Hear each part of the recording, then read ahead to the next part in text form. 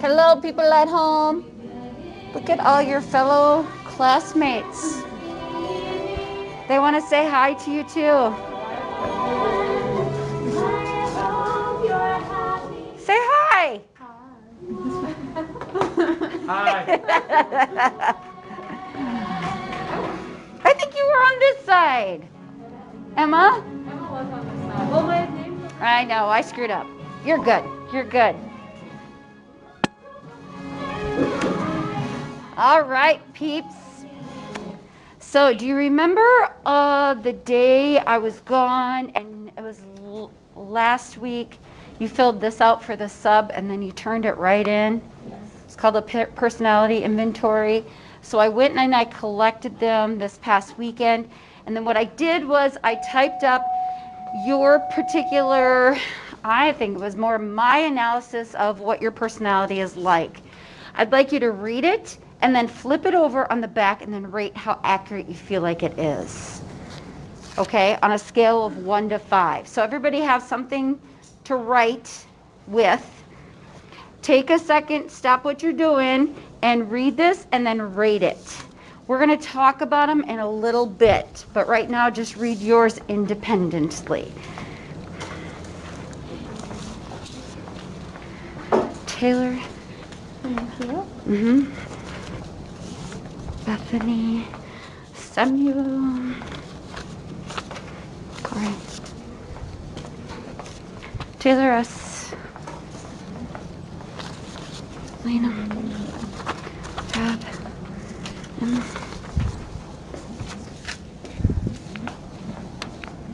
Coming.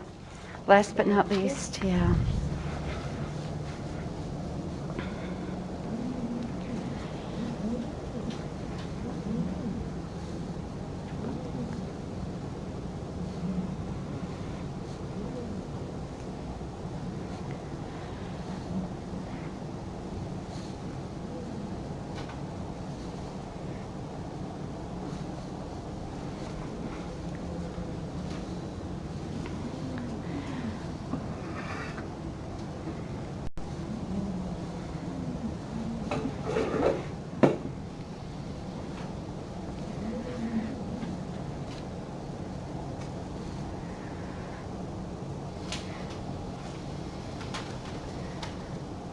So whenever you're done, just keep it over onto the opposite side so that I just do a quick check to make sure everybody is where they need to be and giving people time that they need.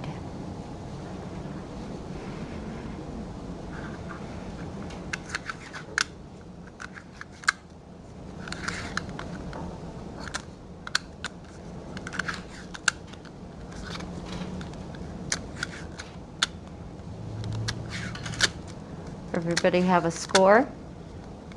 Elena, do you have a score? Okay. How many of you scored a 1? Raise your hand. A 2? A 3? 1, 2 3s. 4s? 5s. Okay. Turn to a partner and read what I said about you, please. I know we have an odd number. You can go first. I'll go first. You have a need for other people to like and admire you, and yet you tend to be critical of yourself. Well, you have some personality weaknesses you are going to You have considerable,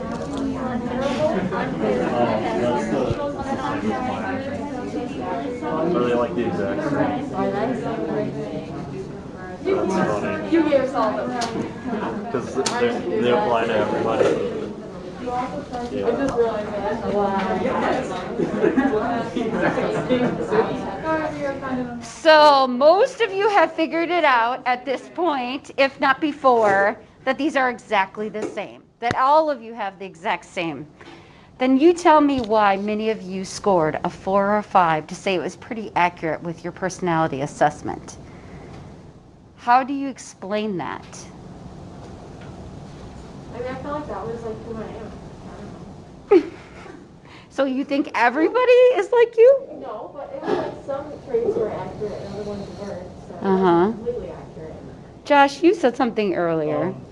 they apply to everyone, and like all the criticisms of the personality are like, they're like just kind of, you know, like being critical of yourself. That's not very, it's not that bad.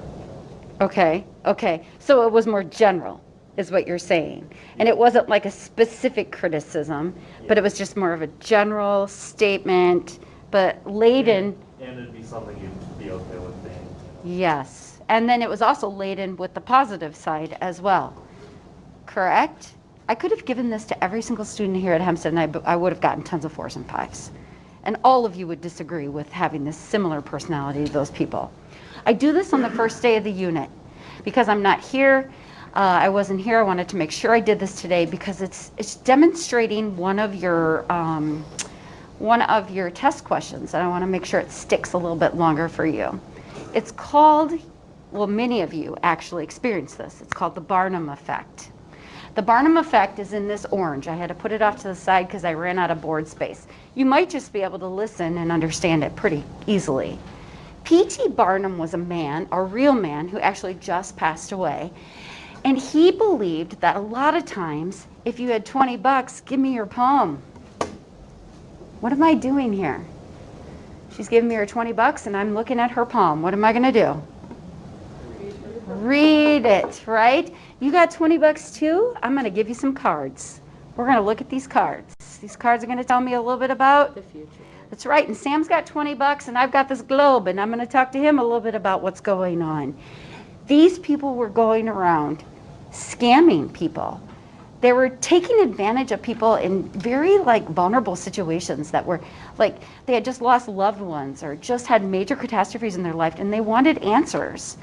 And that tends to happen to us when we need answers and we can't find them anywhere. We're willing to put down the money. And what they were doing is they were making very generalized statements that could be applied to anybody. And people like yourselves were walking away going, oh my God, how did they know that? They knew me so very well. So they were victims, you were victims of what's called the Barnum effect, named after P.T. Barnum. So I put up here, it's basically when you and I, all of us do this, accept very vague, but tend to be valid descriptions, as Ella said. Well, it's true of me, you know, but they tend to be generally favorable, as Josh mentioned. They weren't highly critical, and they're generally true of everybody.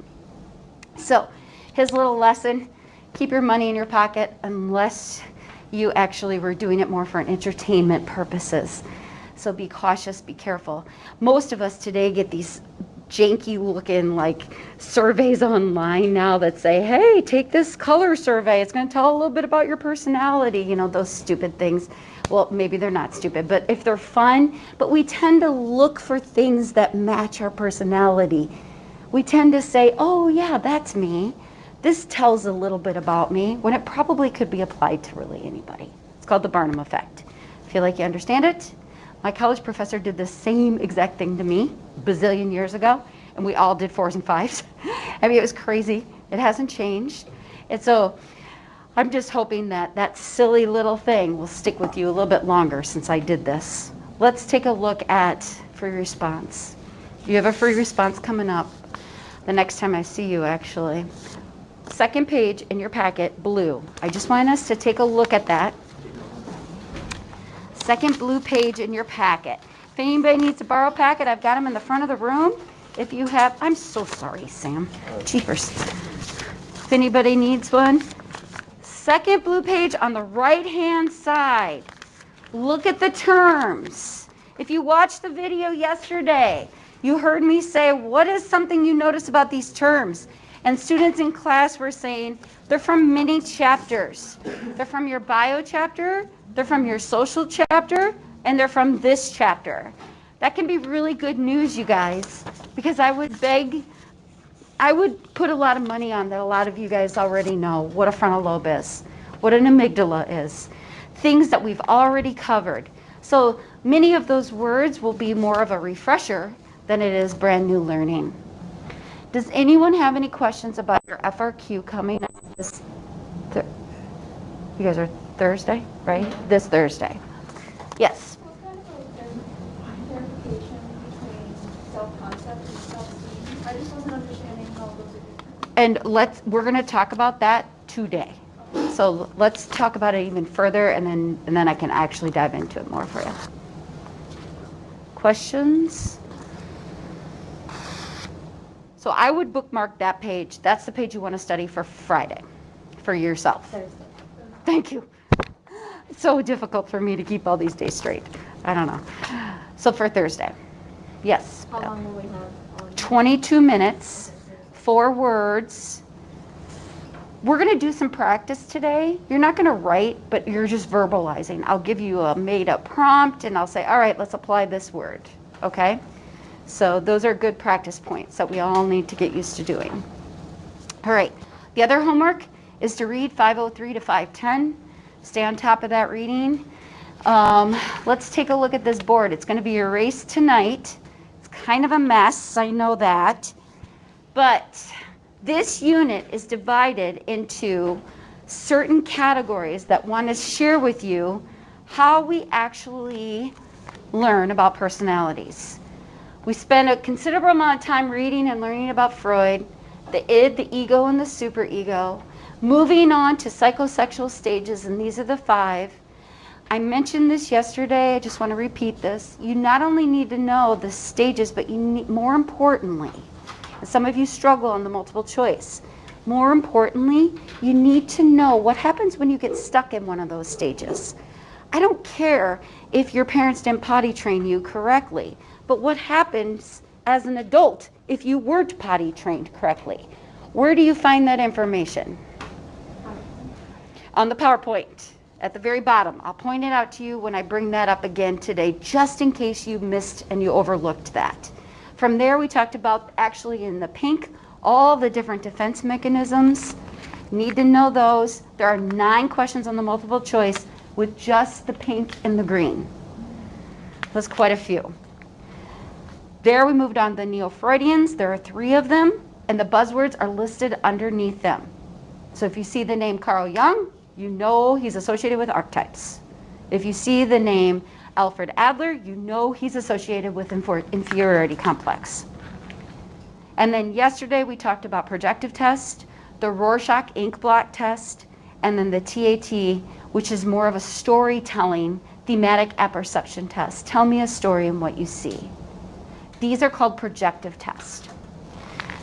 Where are we at? Does anyone, before I go on and put this to bed, have any clarifying questions?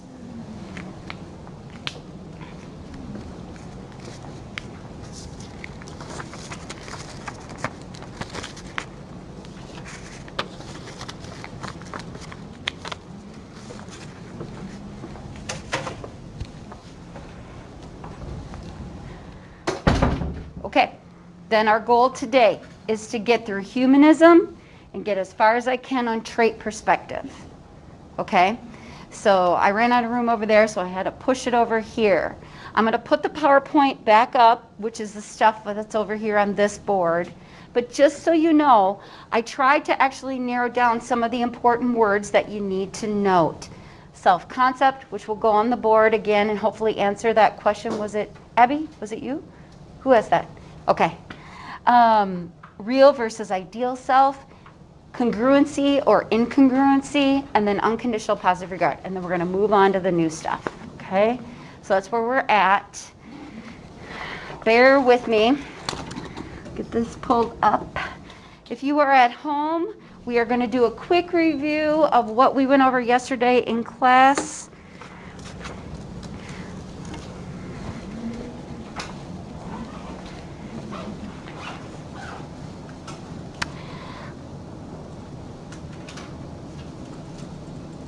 I had somebody last period ask me, where do I find what happens if you get stuck in the oral anal phallic latency or genital stage?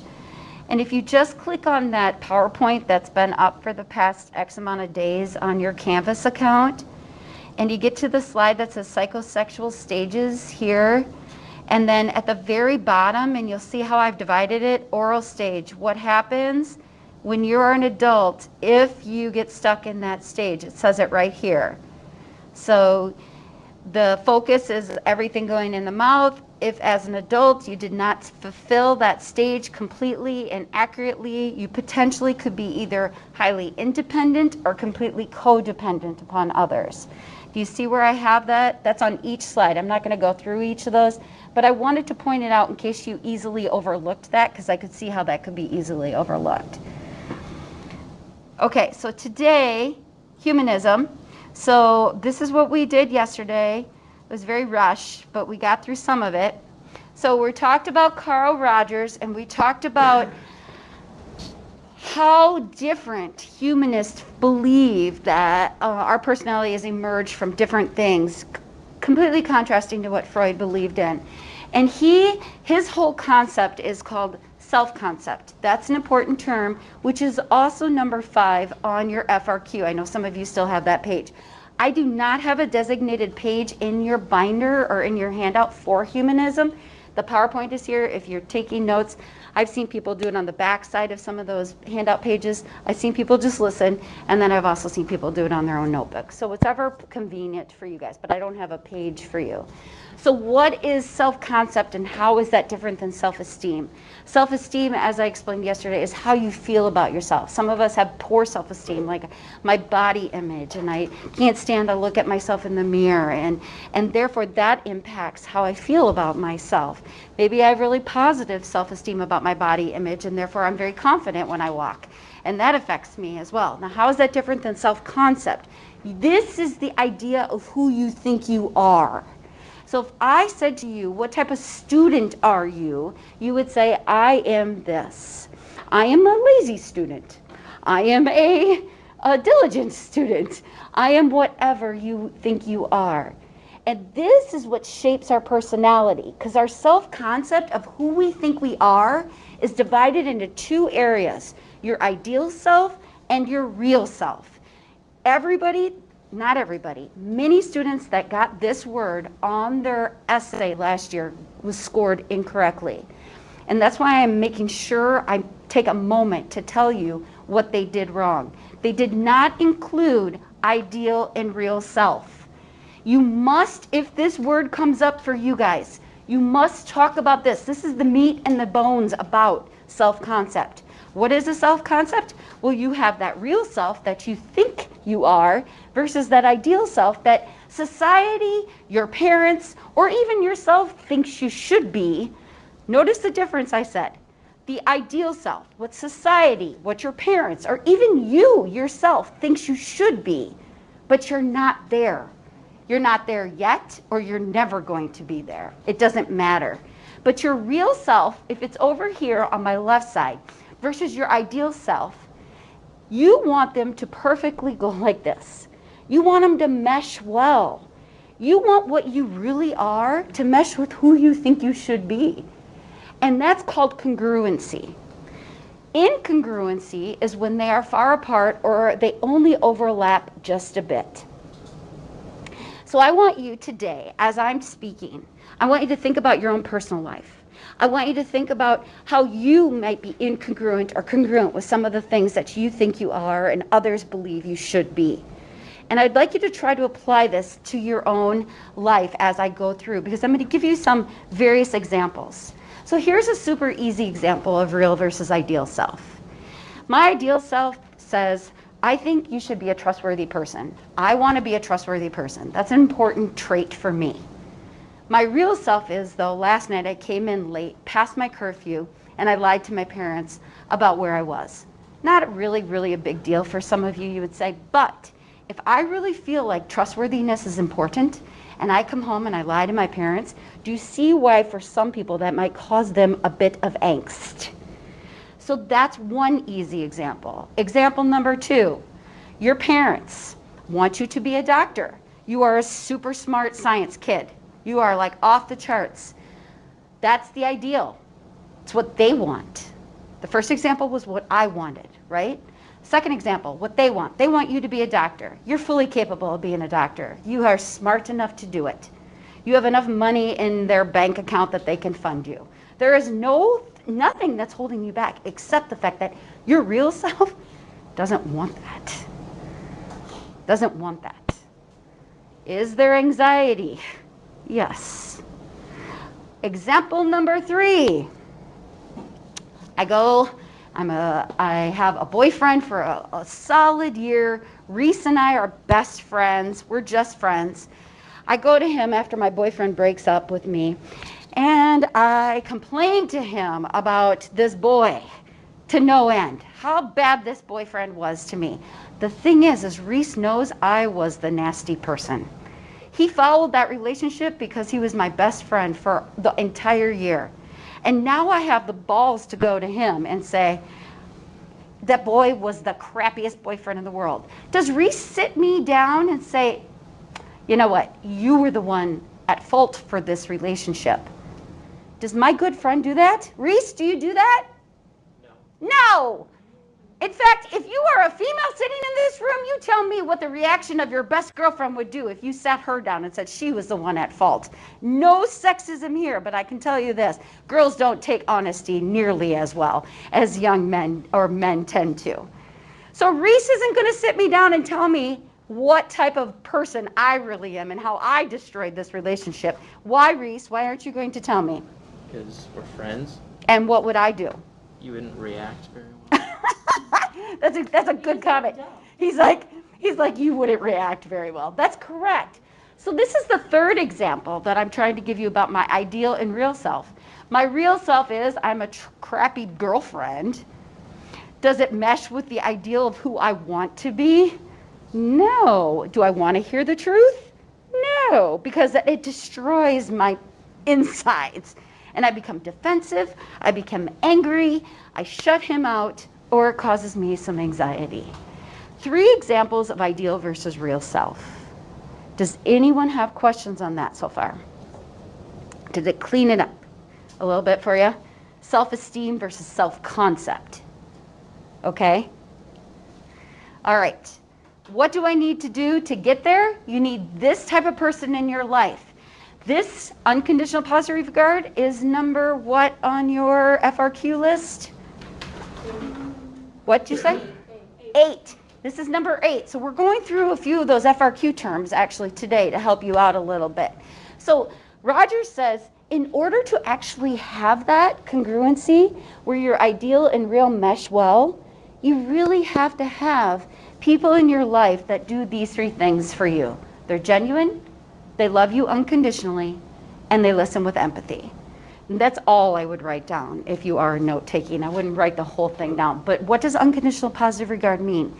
The first week of school, I think in your class, I said to you, what's the worst thing you could do if you go home tonight to tell your parents? And some of my students said, tell my mom I was pregnant. It would rock her world. Or tell my mom I got a girl pregnant. Tell my mom and dad that I'm not going to college anymore. Like I'm not going to any college at all. Not a trade school, nothing. And that would maybe rock their world a bit. Think about the pain and angst they would have and the disappointment they would have.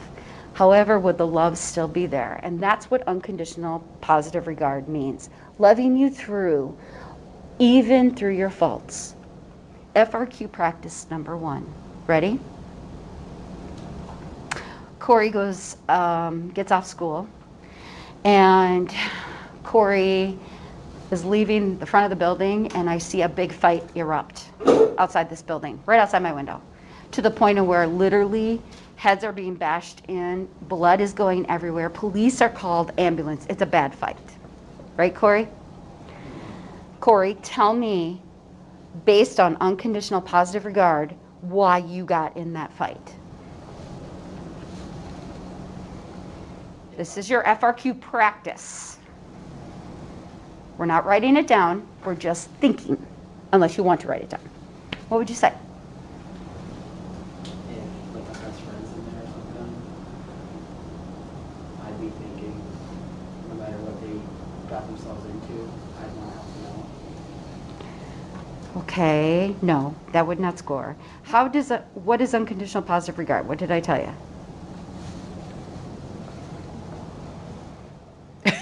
He's reading it quickly. That no matter what, like disappointment and guilt is there, there's always going to be love. That there's always going to be love, that if you screw up, there's still somebody there that will love you. Okay, so what would be the reason for your aggression? Help him out, guys.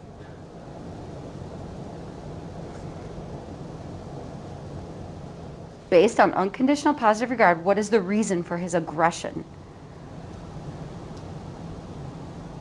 Yeah. He knows that even if he gets in a fight, that there's someone that's still going to love him unconditionally. Okay, that's incorrect. And if you heard, I need to make sure everybody hears what you said, because I fear that a lot of you are going to say something like that. Unconditional positive regard does not mean, it doesn't give you a green light to do shit and then just say, I don't care because people will love me. That's not what it's talking about. Isn't that what you were saying? That he knows even if he's going to get into a fight, his mom will still love him. Isn't that what you said?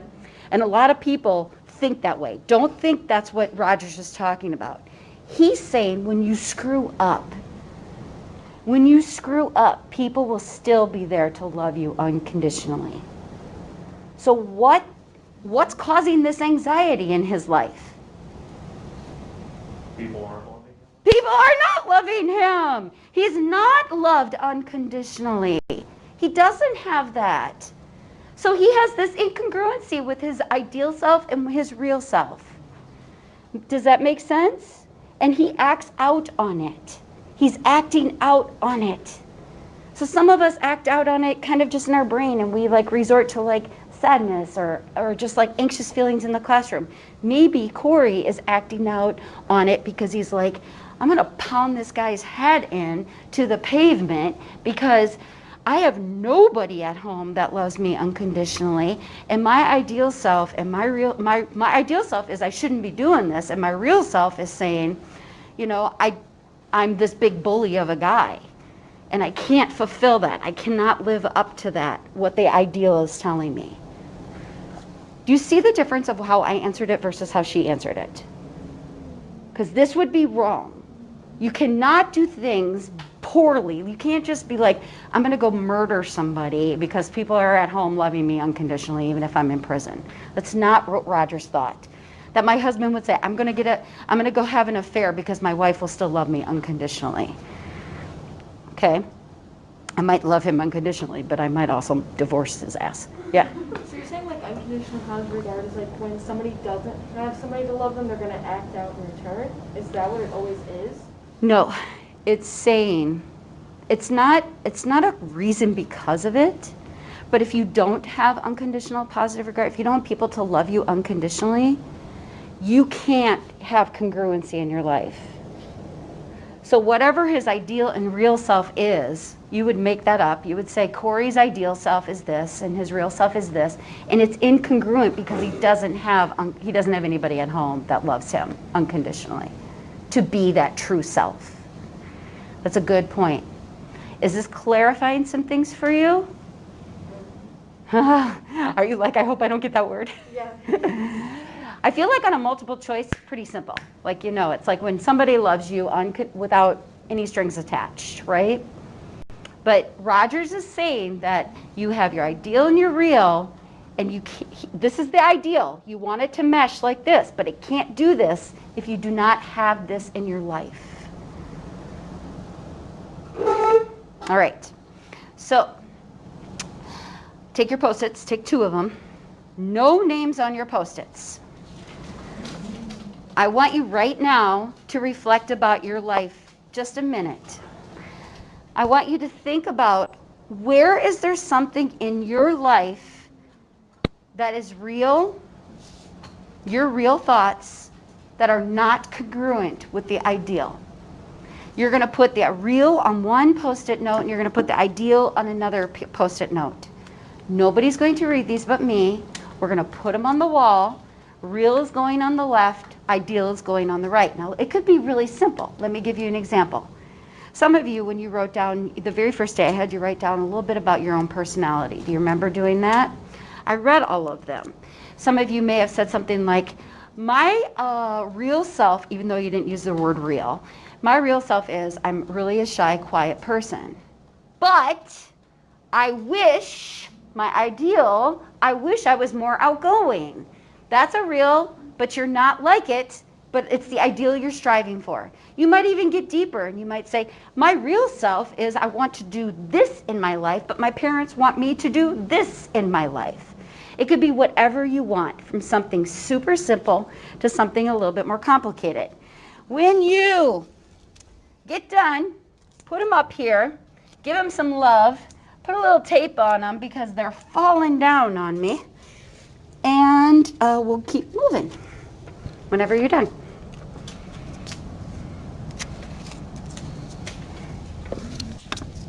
There's a big ass cricket over here. Oh. Yeah, don't wait for everybody. Feel free to.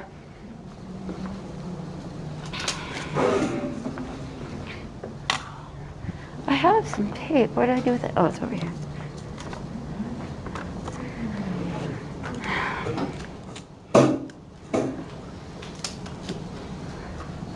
Thanks, Josh.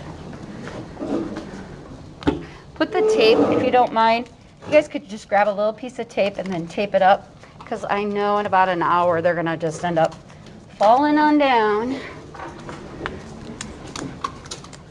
Make sure you put them on the right side. Thanks. We're all coming over by you too. Grab a couple pieces of tape if you're on the ideal side and tape up a couple of them for me. I haven't got to them yet.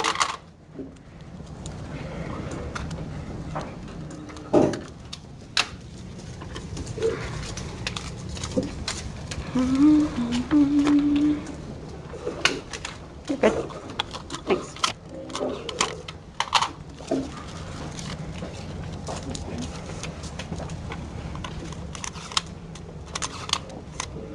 Sorry.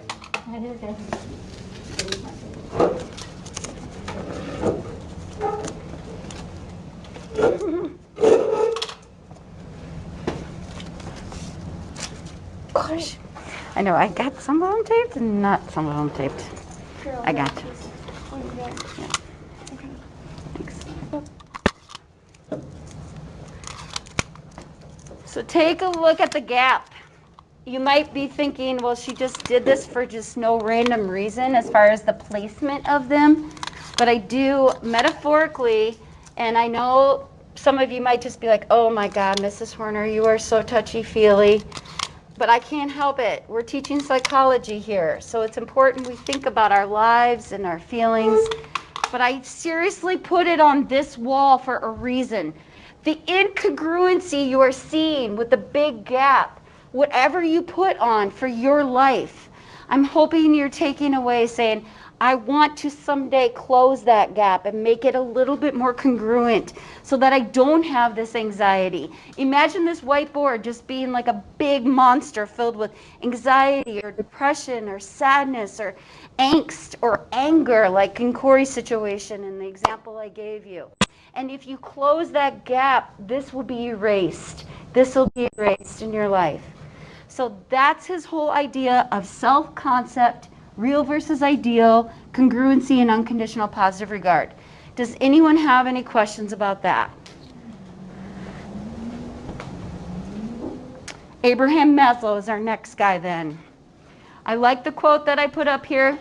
You don't need to write it down. He said, it's as if Freud supplied to us the sick half of psych, and we must now fill it out with the healthy half. So Freud is the one that's like, oh, let's talk about all these crazy unconscious thoughts of sexual desires.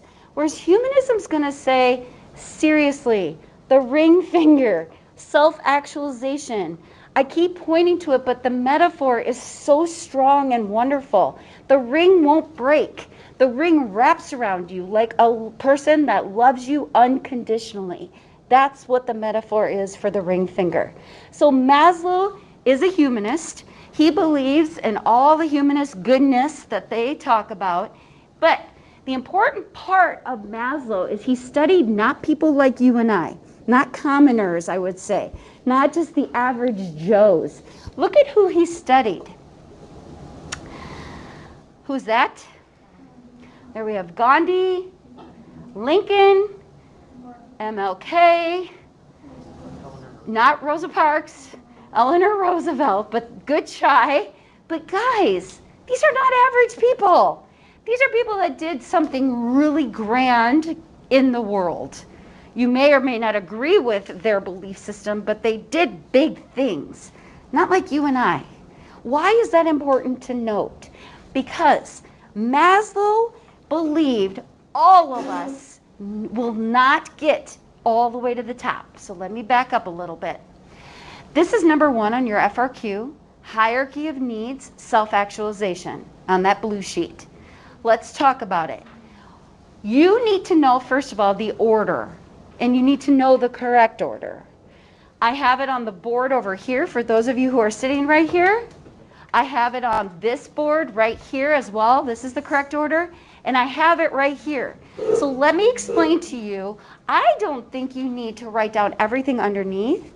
I think if you just write down the major words, you will be fine.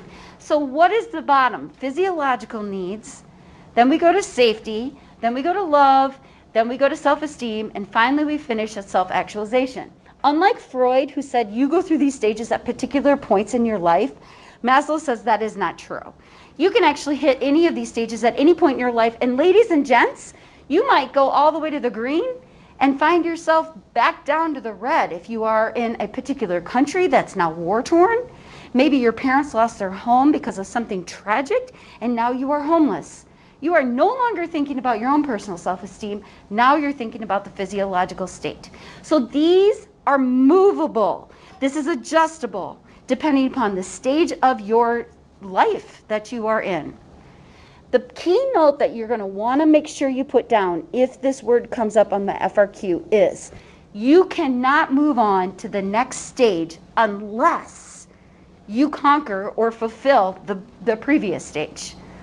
So I cannot go up to self-esteem if I am sitting in this classroom today worried about what I'm going to have for dinner tonight, worried that I have to sleep in my mother's car because I'm homeless. Now, some of you might be sitting here thinking, that just sounds crazy, Mrs. Horner, but there are people in our building right now that are struggling financially. And their next day, what they're thinking about is, where am I going to get food in my stomach? It isn't about, do I have high self-esteem? So you can't think about those things, bless you, if you do not achieve the prior layers. Make sense?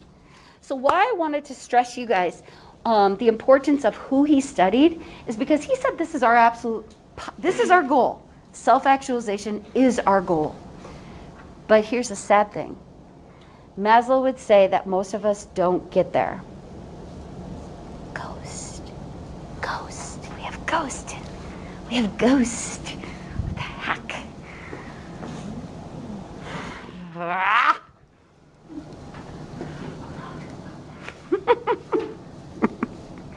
I know, I make all these stupid sound effects, but I can't help it. That's just me. Corey, get a Kleenex. I got a million of them over there. There's some at the door when you first walk in. Okay, so he said you actually want to try to become self-actualized. Notice on number 1, next to hierarchy of needs, it's self-actualization. Okay, so the word is on there as well. That's an important term. What is it? Self-actualization is something that, unfortunately, it takes a rare breed. What it means is this. You will only become who you are meant to become if you have the courage to withstand every single thing in society that's telling you no. Self-actualized person is someone that truly becomes their true being. They take all the talents that they have and they use those and nurture those for the betterment of their life. It might be in a career, it might be in your personal life. So did Martin Luther King have the courage to stand against the grain? Did all of those people have the courage to stand against the grain? This is why he says most of us do not get there in our lives. If you think about it, this is a crisis we are having right now in America that I am super passionate about. I personally feel our United States high school system does not prepare you well at all for what you truly should be doing in your next phase of life.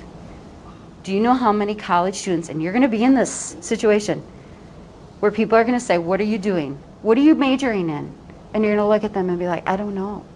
Or you're going to throw something out there. You're going to throw something out there because A, it sounds good, or B, you were always told you were good in math, so I guess I'll be an engineer. You were always told you were good in something, so I guess I'll do that. Not that it's something you truly want to do.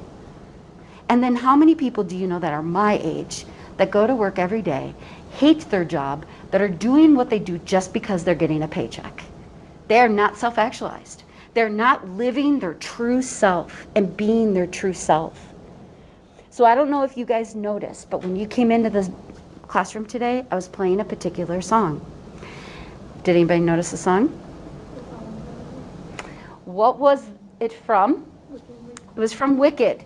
So those of you who are not play people, this is a play that actually, it was a musical that I attended years ago, and this song is so much relatable to what I'm talking about. So here's a 2-second synopsis of the play. You all know The Wizard of Oz. Before The Wizard of Oz was Wicked. So it's a play about the two witches, the good witch and the bad witch, and how the bad witch that we all know isn't quite so bad. Her name is Elphaba. And during this part in the play, Glenda wants Elphaba to shut her mouth and just go along with what everybody is saying because they're going to live this glamorous life. And Elphaba looks at Glenda, the good witch, and says, I can't do it anymore. I am not willing to stand back. And she stands up for what she believes in, and she plays this freaking song that I don't even care. I play it again because it's so amazing. You have to listen to the lyrics. I'm not playing it all, but I will play some of it for you. Okay, I'm going to blast the people in the back row because it's so good. Okay. So Glenda's like, you can have everything you've ever wanted. Elphaba's like, I don't want it. I don't want this anymore. I can't want it anymore.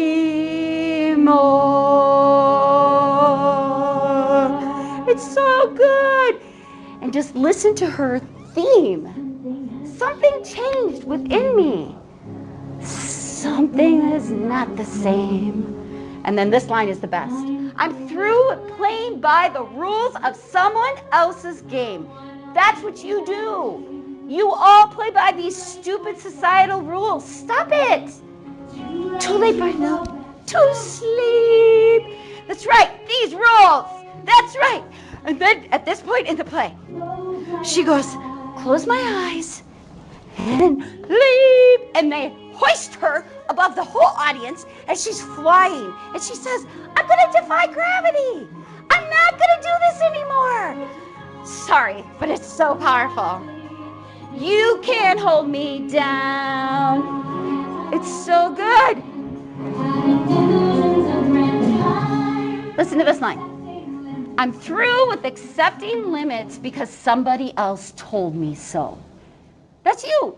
At the age of 18, you guys are all doing shit because people are telling you you should be. Now, at what point in your life are you going to stand up and say, no more, this is what I want to do? Takes courage. It takes a lot. There you go. I can't stand it. I love it so. All right. So how do you become that? You need to have the courage. You have to have peace within yourself to be the outsider. Your parents to say, fine, you go do what you want, but you're not on my cell phone bill. I'm not paying for anything anymore. Most of you would crumble within 2 seconds, right? Oh my God, I can't live without them, type of thing. So think about that. You need to be open. You need to be sensitive towards others. And when you don't reach that self-actualization stage, Maslow says at that point, that's when you have anxiety. That's when you have severe depression. That's when you have angst within yourself. Questions? It's so good. I love it so. Can you tell? All right.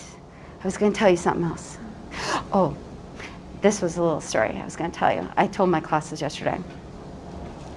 My son went on to the University of Iowa, majors in engineering. Why? Because he was good in math. He had no idea what he wanted to do. None.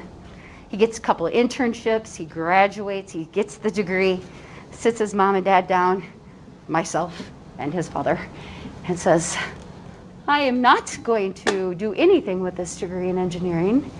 I am now going to be a professional CrossFitter. I'm like, how are you going to support yourself? What are you going to do? Difficult, courage, going against the grain. Practice what I preach, right? Woohoo! All right, moving on. Over here, peeps. I do not have a PowerPoint for this one. Yellow sheet on your packet. Okay, that's it, right there. Yep, first one. Flip it back. So this will be your notes for trait perspective. Please note what I've just done. And I know I only have a couple minutes, but you guys, we are running out of time. We moved from psychoanalytic to humanism, now trait. Take a quick look at that first paragraph. Sam, read that first paragraph out loud to us pretty quickly. The trait perspective? Yes. Personality consists of characteristic patterns of behavior or disposition that beyond activists assess as self-employed stories and feels what allows us to classify personalities, does not explain them, but is described. Okay, I would circle, underline, or highlight. This particular perspective doesn't give a rat's tootie about the why. This one does, right? Humanism does. Humanism says you are angst because your real doesn't meet your ideal. Trait says, I don't care. Just list your traits to me.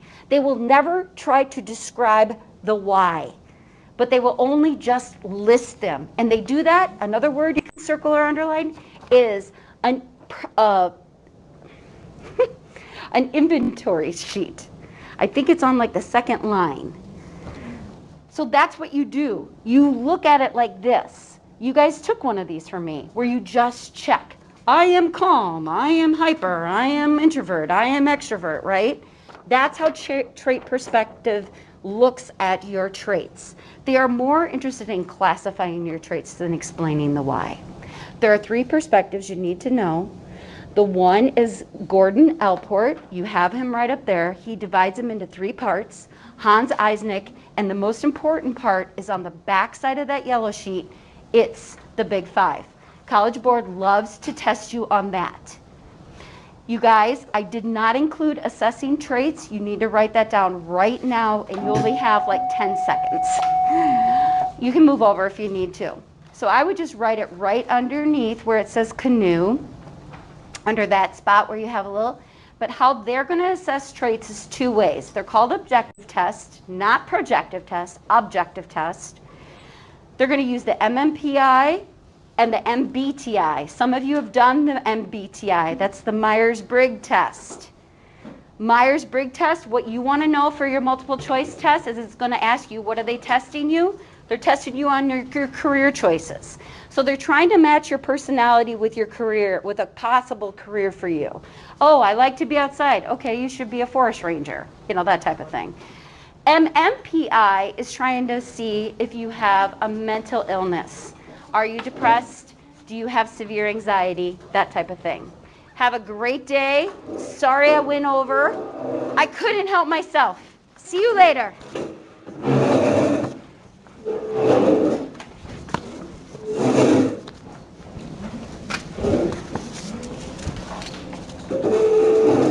Goodbye, everybody at home. We'll go over what you missed at school today and we'll review. Have a great day.